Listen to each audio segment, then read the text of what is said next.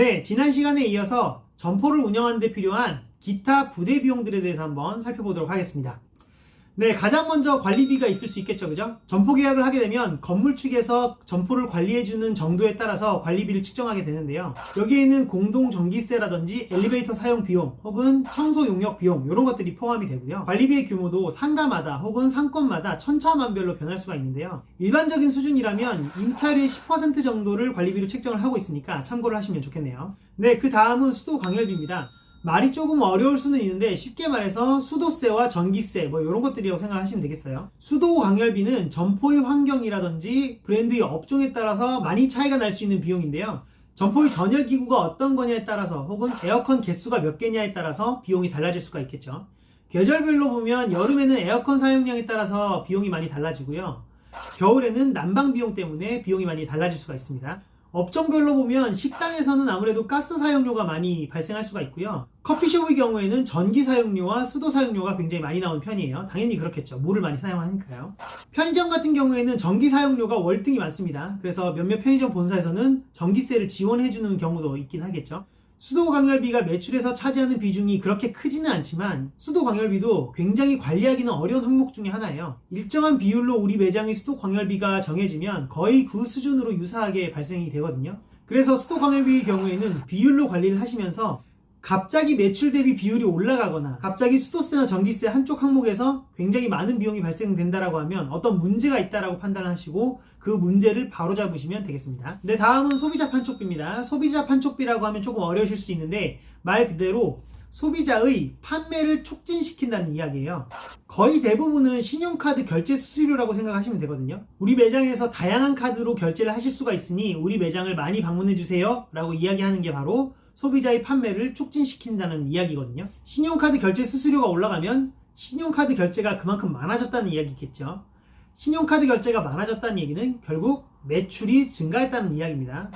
전형적인 변동성 경비라고 보실 수가 있겠네요. 이렇게 발생하는 소비자 판촉비에다가 고객 할인 행사라든지 프로모션 비용들을 함께 넣어서 관리를 하시면 됩니다. 예를 들어서 홍보물 제작 비용이라든지 SNS 광고 비용, 그리고 판촉물 제작 비용, 이러한 비용들을 소비자 판촉비에 포함시켜서 관리를 하시면 되겠네요.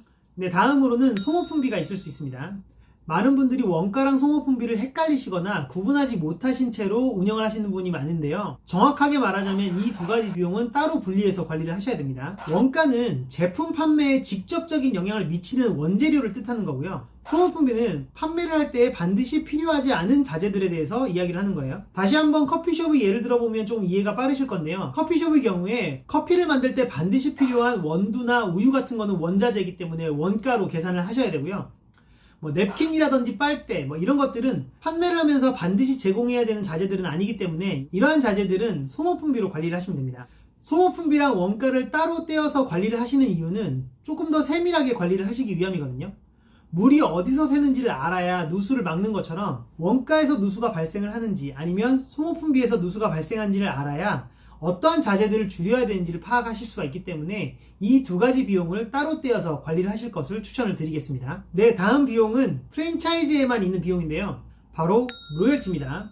네, 이 로열티는 각 회사의 브랜드에 대한 사용료라고 생각을 하시면 될 것 같은데요. 브랜드에 따라서 이 로열티를 청구하는 방식이 다양한데요. 어떤 브랜드는 로열티를 월정액으로 매달 징수를 하는가 하면 어떤 브랜드는 월정률로 매달 매출 대비 일정한 비율을 징수하기도 합니다. 네, 또 어떤 브랜드는 매출 구간별로 로열티를 다르게 책정하기도 하죠. 아마도 브랜드의 경쟁력이 클수록 로열티를 요구하는 수준도 높을 거라고 생각을 하시면 될 것 같은데요. 그런데 로열티가 없는 브랜드라면 아무래도 본사에서 납품하는 원자재가 비쌀 가능성이 높기 때문에 로열티를 징수하든 징수하지 않든 프랜차이즈 본사에서 가져가는 수익률은 거의 비슷하다라고 생각을 하시면 될 것 같아요. 로열티에 대해서 좋게 받아들이시는 분들도 계시고 그렇지 않은 분들도 계신데요.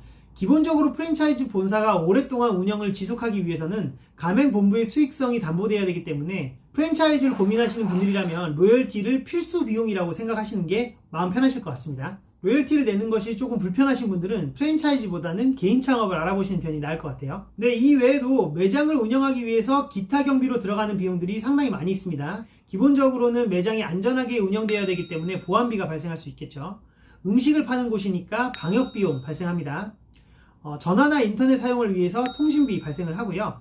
음악을 트는 곳이라면 음원 사용료가 발생을 하겠죠. 참고적으로 말씀을 드리면 음원 사용료는 법적 사항입니다. 괜히 몇만 원 아끼려고 생각을 하셨다가 법적 사항을 위반하는 경우는 발생하지 않았으면 좋겠네요.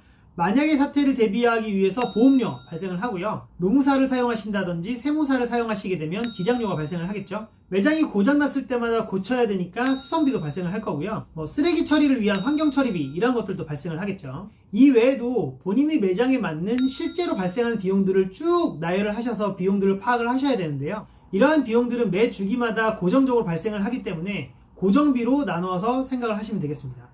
예를 들면 보험료 같은 경우에는 1년에 한 번 내기 때문에 한 번 낸 비용을 12개월로 나눠서 월 고정비로 발생을 시키시면 될 것 같고요. 나머지 비용들은 월에 한 번씩 내는 비용들이기 때문에 월 고정액으로 계산을 하셔서 관리를 하시면 될 것 같습니다. 네, 이렇게 프랜차이즈를 운영하는 데 필요한 필수 비용들 그리고 기타 비용들까지 한번 알아봤는데요. 이러한 항목들이 바로 손익계산서를 만드는 기본이 되겠죠. 다음 시간에는 직접 손익계산서를 한번 만들어 볼 건데요. 드디어 손익계산서를 만드는 만큼 많은 분들께서 관심을 가져주시고 집중을 해서 따라와 주시면 좋을 것 같습니다. 엑셀 프로그램을 활용해서 만들어 볼 거기 때문에 엑셀 프로그램을 미리 한번 준비를 해주시면 좋을 것 같고요. 컴퓨터를 옆에 두시고 동영상을 보시면서 본인 매장에 맞게끔 직접 손익계산서를 만들어 보시면 두고두고 유용하게 사용하실 수 있을 것 같습니다. 그럼 다음 영상도 기대 많이 해주세요. 감사합니다.